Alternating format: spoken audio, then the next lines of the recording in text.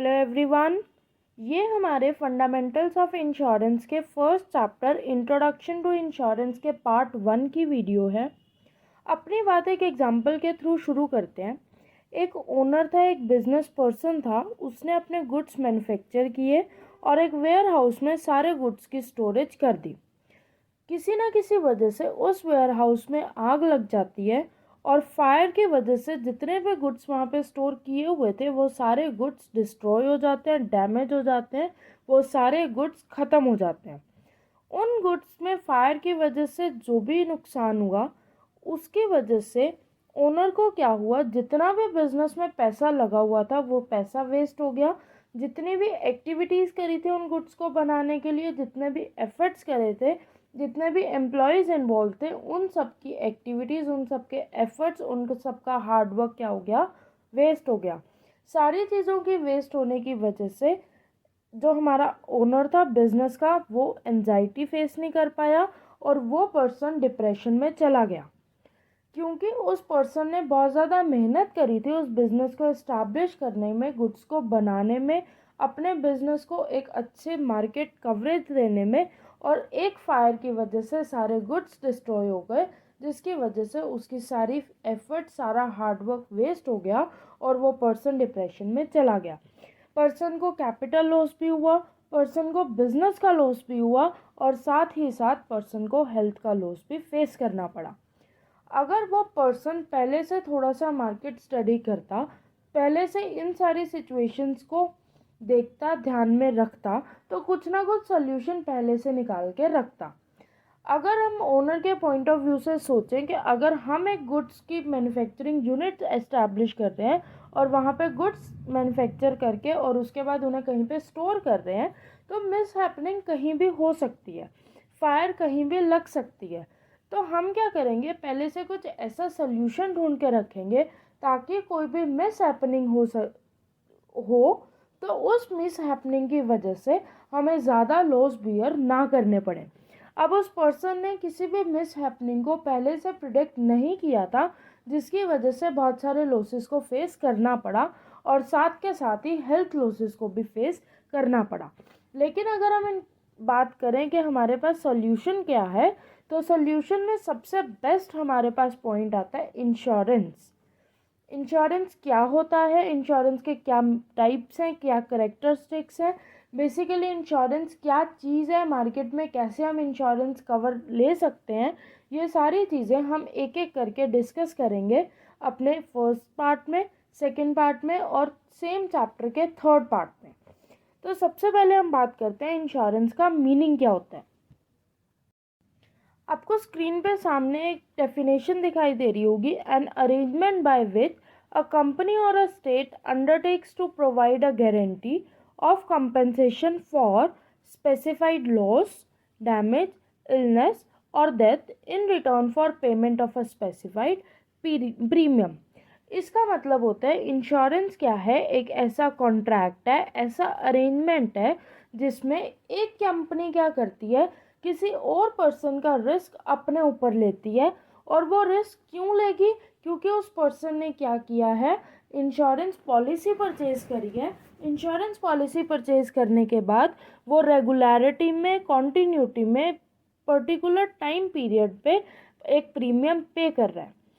एक कंपनी जो दूसरे पर्सन का रिस्क अपने ऊपर ले रही है, इसमें दो पार्टीज इन्वॉल्व होंगी, एक पार्टी जो कंपनी रिस्क ले रही है और दूसरे पार्टी जिस पर्सन का रिस्क लिया जा रहा है।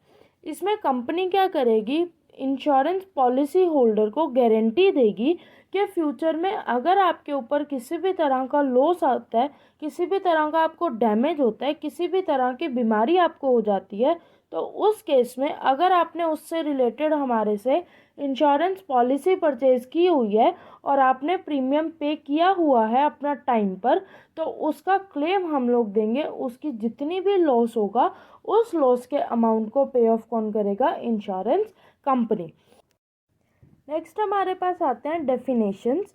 इंश्योरेंस के डेफिनेशंस मेनली दो पार्ट्स में डिवाइडेड होती है, one is legal definitions and other is functional definitions. Legal definitions का मतलब होता है लॉ पॉइंट ऑफ व्यू से इंश्योरेंस की क्या डेफिनेशन होगी, ये हम पढ़ते हैं। A contract in which money is paid by the assured in consideration of the insurers incurring the risk of paying a large sum upon a given contingency। ये एक डेफिनेशन है जो चीफ जस्टिस टिंडल ने दिया। उन्होंने बोला इंश्योरेंस एक contract होता है जिसमें जो एश्योर्ड पर्सन होता है, जो अपना रिस्क इंश्योरेंस कंपनी को ट्रांसफ़र कर रहा है, वो पर्सन एक अमाउंट एक मनी पे ऑफ करता है इंश्योरर कंपनी को, जिसे हम इंश्योरर बोलते हैं।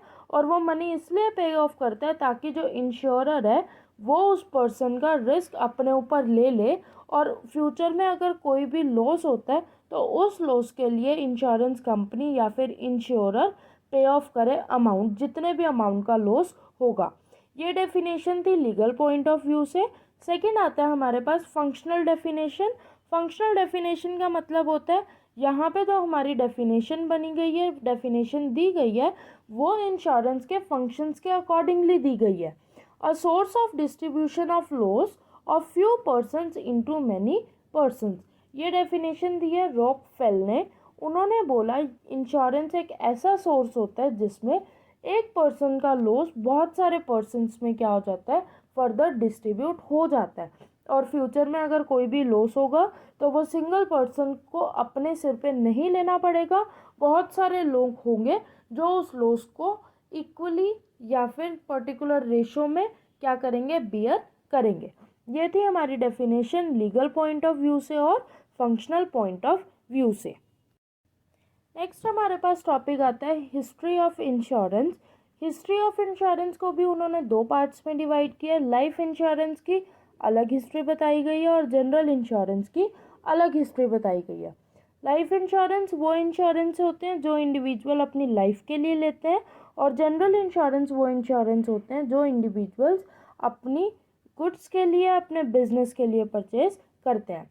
लाइफ इंश्योरेंस में सबसे पुराने जो हमारे इंश्योरेंस अवेलेबल थे वो थे मनुस्मृति, धर्मशास्त्रा और अर्थशास्त्रा। उसके बाद इंडिया में जो मॉडर्न कंसेप्ट शुरू हुआ था इंश्योरेंस का, वो शुरू हुआ था जब ईस्ट इंडिया कंपनी बनी थी 18th सेंचुरी में। 18th सेंचुरी में east India company first company थी इंश्योरेंस की। उसके बाद क्या हुआ था, इंडिया में जो फर्स्ट इंश्योरेंस कंपनी आई थी इंडियन, वो थी फर्स्ट इंश्योरेंस कंपनी कैलकाटा की 1818 में जो बनी थी, और जिसका नाम था ओरिएंटल लाइफ इंश्योरेंस कंपनी। उसके बाद 1823 में बॉम्बे लाइफ इंश्योरेंस कंपनी बनी थी, जो लोगों के 2 से 3 साल तक के इंश्योरेंसेस करती थी। उसके बाद 1829 में मद्रास इक्विटेबल कंपनी एग्जिस्टेंस में आई थी। ब्रिटिश पार्लियामेंट ने इंश्योरेंस एक्ट बनाया था 1870 में, और जो इंडिया का फर्स्ट एक्ट बना था वो बना था 1912 में, जिसको बोला गया था Indian life assurance companies act 1912। और उसके बाद 1928 में उस एक्ट को थोड़ा सा अमेंड किया गया, और उसके बाद क्या हुआ, 1956 में गवर्नमेंट ऑफ इंडिया ने क्या किया, एक नोटिफिकेशन निकाला कि जितने भी इंश्योरेंस कंपनीज हैं उन सबको नेशनलाइज किया जा रहा है, जिसकी वजह से रिजल्ट में ये हुआ कि life insurance corporation of India ने एग्जिस्टेंस में आई। एग्जिस्टेंस आने के बाद LIC 245 इंडियन और फॉरेन इंश्योरर्स उसमें मर्ज हो गए। 2000 में क्या हुआ, IRDA इस्टेब्लिश हुआ, जिसने क्या किया, प्राइवेट प्लेयर्स के लिए और फॉरेन कंपनीज के लिए ऑनरशिप अलाउ कर दी थी। ये थी हिस्ट्री हमारी लाइफ इंश्योरेंस के केस में। अगर हम बात करें जनरल इंश्योरेंस के केस में, तो जनरल इंश्योरेंस के केस में हमारी जो इंडिया की फर्स्ट इंश्योरेंस कंपनी थी वो थी ट्रिटन इंश्योरेंस कैलकाटा की 1850 में जो बनी थी। उसके बाद 1907 में इंडियन मर्चेंटाइल इंश्योरेंस लिमिटेड बनी थी। 1957 में जनरल इंश्योरेंस काउंसिल बनी। 1972 में गवर्नमेंट ने बोला कि जो जनरल इंश्योरेंस है उसे नेशनलाइज करना है, और उसका रिजल्ट ये हुआ था कि general insurance corporation of India बनी थी।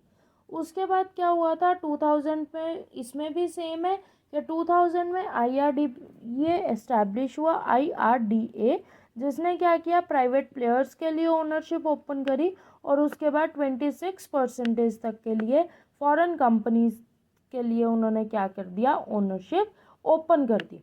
ये थी हमारी हिस्ट्री लाइफ इंश्योरेंस के केस में भी और जनरल इंश्योरेंस के केस में भी। उसके बाद नेक्स्ट हमारे पास टॉपिक आता है features of insurance. Features of insurance में फर्स्ट पॉइंट हमारे पास आएगा कोऑपरेटिव डिवाइस। कोऑपरेटिव डिवाइस का मतलब होता है कि जो हमारे पास इंश्योरेंस कंपनी होती है, जो लॉस अपने ऊपर लेती है, वो लॉस सिर्फ एक सिंगल पर्सन में डिवाइडेड नहीं होता, वो लॉस बहुत सारे पर्सन्स में डिवाइडेड होता है। ये यहाँ पे इंश्योरेंस कंपनी को एक पूल ऑफ फंड्स बोला गया है जो लोगों के लिए बनाया गया है ताकि वो खुद को यहाँ पे इंश्योर करवा सके, खुद के रिस्क को ट्रांसफ़र कर सकें for the future uncertainties. Future में अगर कोई अनसर्टेनिटी हो जाती है तो उसके लिए वो खुद को क्या कर सकते हैं, अपने आप को इंश्योर कर सकते हैं कि अगर उन्हें कोई लॉस हो जाता है तो उसका क्लेम कौन पे ऑफ करेगा, इंश्योरेंस कंपनी पे ऑफ करेगी। बस उन्हें ध्यान में क्या रखना है कि टाइमली प्रीमियम पे करते रहना है, नहीं तो अगर वो प्रीमियम पे नहीं करेंगे तो इंश्योरेंस कंपनी लॉस का क्लेम भी नहीं देगी। सेकेंड पॉइंट हमारे पास आता है transfer of risk. Transfer of risk का मतलब होता है कि इंश्योरेंस कॉन्ट्रैक्ट में दो पार्टीज इन्वॉल्व होती हैं, इंश्योरर और इंश्योर्ड। इंश्योर्ड क्या करती है, जब वो पॉलिसी परचेज करती है तो अपना सारा रिस्क ट्रांसफ़र कर देती है इंश्योरेंस कंपनी के ऊपर, और इंश्योरेंस कंपनी को हम क्या बोलते हैं, इंश्योरर। थर्ड पॉइंट हमारे पास आता है spreading of risk. Spreading of risk का मतलब होता है ये एक ऐसा मैकेनिज्म है जिसमें जो रिस्क होता है वो सिंगल पर्सन के ऊपर ना रह के बहुत सारे पर्सन्स में आपस में डिवाइड हो जाता है, और बहुत सारे पर्सन्स हमारे इंश्योरेंस कंपनी में इन्वॉल्व होते हैं, और हम इंश्योरेंस कंपनी को क्या बोलते हैं कि ये एक पूल ऑफ फंड्स है। फोर्थ पॉइंट आता है large number of persons. Large number of persons का मतलब होता है किसी भी इंश्योरेंस कंपनी की सक्सेस और फेलियर डिपेंड करेगा उसके कितने नंबर ऑफ क्लाइंट्स हैं। अगर इंश्योरेंस कंपनी के क्लाइंट्स बहुत ज़्यादा हैं तो उसकी सक्सेस पॉसिबल है, वो प्रॉफिट्स अर्न कर पाएगी। लेकिन किसी इंश्योरेंस कंपनी के पास अगर पर्सन ही नहीं है, क्लाइंट्स ही नहीं है, इंश्योर्ड पर्सन से साथ उनके नहीं जुड़े हुए, तो उस केस में वो भी सक्सेस की साइड नहीं जा पाएंगे। नेक्स्ट पॉइंट आता है रिस्क इवैल्यूएशन।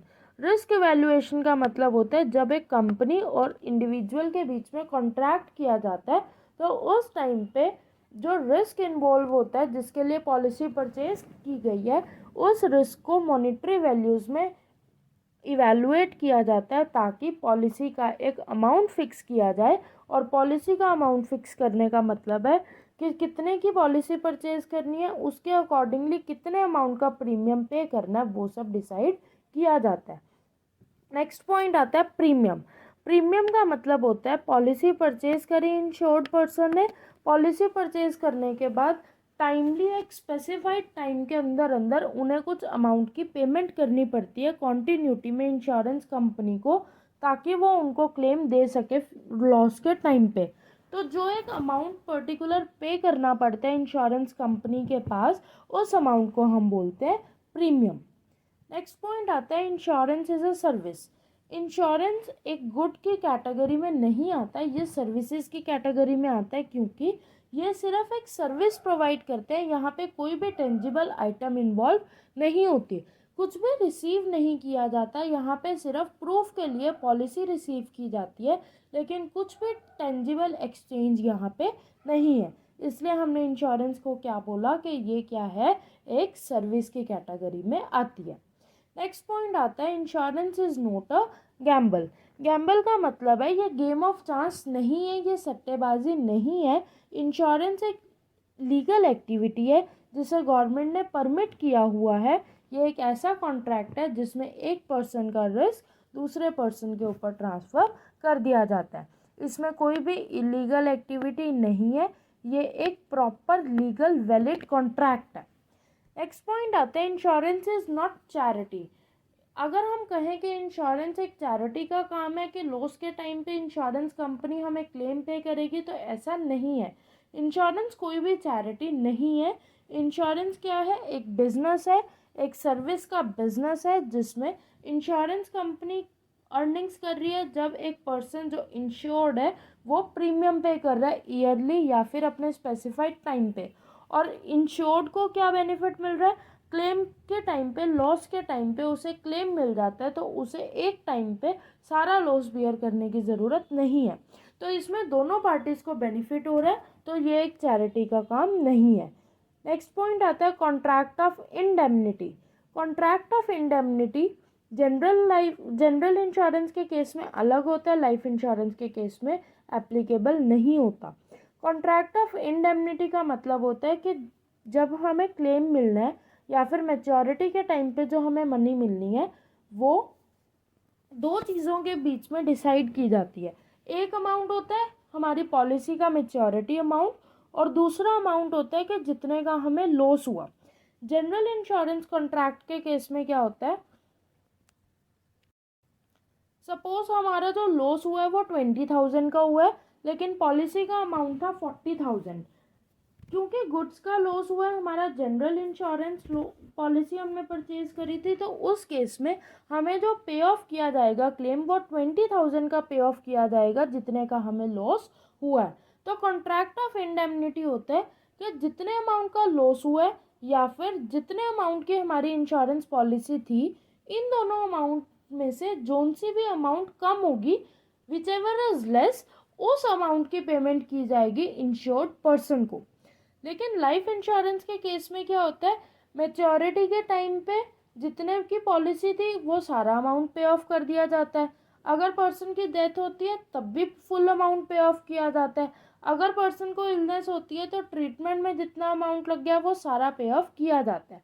लेकिन जनरल के केस में होता है कि जितने अमाउंट का लॉस हुआ या जितनी की पॉलिसी थी, उन दोनों में से कम अमाउंट देखा जाता है और उस अमाउंट की पेमेंट की जाती है। इसे बोलते हैं contract of indemnity. Next point आता है utmost good faith. Utmost good faith का मतलब है कि इंश्योरर में और इंश्योर्ड में आपस में फेथ होना चाहिए, आपस में दोनों में एक अच्छी गुडविल होनी चाहिए कि इंश्योर्ड को अगर कोई भी दिक्कत होती है तो वो सारी सिचुएशन इंश्योरेंस कंपनी को बता देगा, और अगर इंश्योरर के किसी टर्म्स कंडीशंस में चेंजेस आते हैं, पॉलिसीज से रिलेटेड जितने भी रूल्स रेगुलेशंस हैं, टर्म्स कंडीशंस हैं, वो सारी इंश्योर्ड पर्सन को पहले से ही इन्फॉर्म कर दी जाएगी। कुछ भी बात ना इंश्योरर की साइड से ना इंश्योर्ड की साइड से छुपाई जाएगी। लास्ट पॉइंट आता है type of general contract. Insurance contract जो होते हैं वो एक जनरल कॉन्ट्रैक्ट की तरह ही होते हैं, क्योंकि इंडिया ने इंडियन कॉन्ट्रैक्ट एक्ट 1872 बनाया हुआ है, जिसमें इंश्योरेंस के कॉन्ट्रैक्ट्स को भी कवर किया हुआ है। तो इंश्योरेंस कॉन्ट्रैक्ट क्या होते हैं, एक जनरल कॉन्ट्रैक्ट्स की तरह ही होते हैं। ये अभी तक हमने यहाँ पे जो टॉपिक्स करे, ये सारे टॉपिक्स फर्स्ट चैप्टर के थे। जितने टॉपिक्स फर्स्ट चैप्टर के रह गए हैं वो हमारे फर्दर पार्ट्स में कवर किए जाएंगे। तो आप ये वाला टॉपिक अच्छे से देखिए। अगर कुछ भी दिक्कत आती है, कुछ भी क्वेरी आती है, तो आप वो कमेंट सेक्शन में पूछ सकते हैं। आपकी क्वेरीज का सॉल्यूशन आपको मिल जाएगा। ध्यान से देखिए, अच्छे से पढ़िए। Thank you so much.